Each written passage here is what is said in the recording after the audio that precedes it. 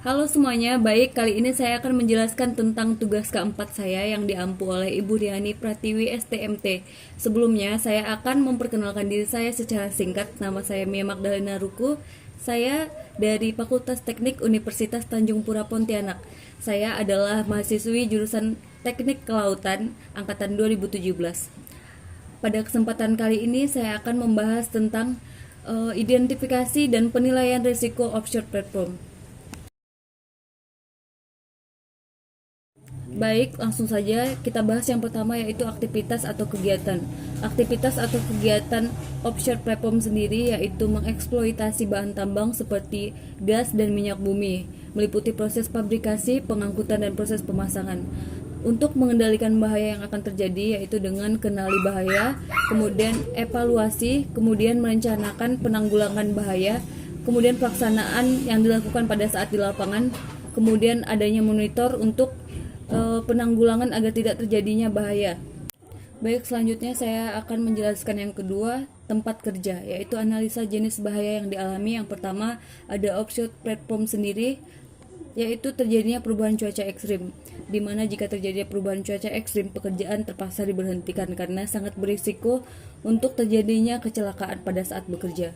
Kemudian kerusakan alat, jika terjadi kerusakan alat pada saat bekerja, maka pekerjaan dipaksa berhenti karena untuk mengurangi resiko-resiko yang akan terjadi jika dipaksakan.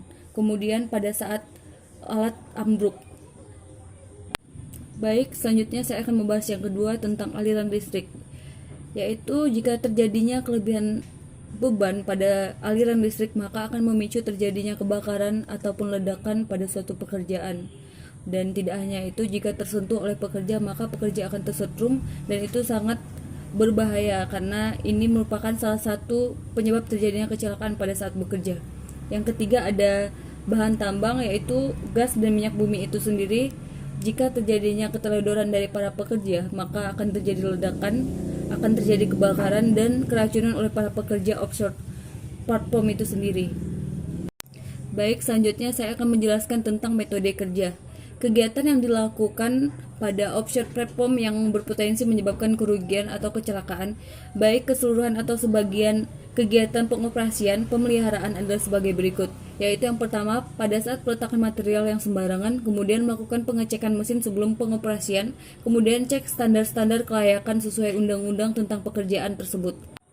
Baik, kemudian saya akan menjelaskan yang keempat yaitu tentang tenaga kerja. Di mana di sini terdapat beberapa poin yang saya ambil, yaitu yang pertama, perilaku karyawan saat bekerja, kemudian tidak menggunakan APD atau alat pelindung diri dan APK atau alat pelindung kerja dengan baik. Kemudian beban tanggung jawab berlebihan, contohnya seperti seorang pekerja diberi beban yang tidak sesuai dengan kemampuannya, maka akan menjadi beban pekerjaan tersebut sehingga akan memicu terjadinya kecelakaan karena pekerja ini tidak konsentrasi dalam melakukan pekerjaannya. Selanjutnya menangani peralatan listrik tanpa mematikan salurannya terlebih dahulu. Kemudian memulai pekerjaan tanpa surat izin kerja. Baik, selanjutnya saya akan menjelaskan yang kelima yaitu ada alat. Di mana di sini saya mengambil 2 poin, yaitu yang pertama pengecekan rutin alat sesuai prosedur pekerjaan. Kemudian pemeliharaan alat jika sudah mengalami kendala. Selanjutnya ada material. Material di sini yaitu gas dan minyak bumi itu sendiri karena pada saat melakukan pengecekan saluran alat agar tidak terjadi resiko kecelakaan dan kebocoran yang menyebabkan kebakaran dan ledakan, maka akan dilakukan pengecekan rutin sebelum melakukan kegiatan pekerjaan. Dan ini sangat penting untuk dilakukan pada saat bekerja untuk menghindari terjadinya resiko kecelakaan di lapangan. Baik, selanjutnya saya akan menyimpulkan dari presentasi saya, yaitu dari penjelasan di atas dapat disimpulkan bahwa pekerjaan offshore platform ini memiliki resiko kerugian atau kecelakaan yang cukup tinggi atau sedang jika tidak memenuhi standar yang sesuai undang-undang. Kemudian sumber bahaya utamanya sendiri dapat dianalisis dari keenam resiko yang saya bahas di atas, yaitu yang pertama ada aktivitas kegiatan, yang kedua ada tempat kerja, yang ketiga ada metode kerja, yang keempat ada tenaga kerja, yang kelima ada alat, kemudian yang terakhir ada material.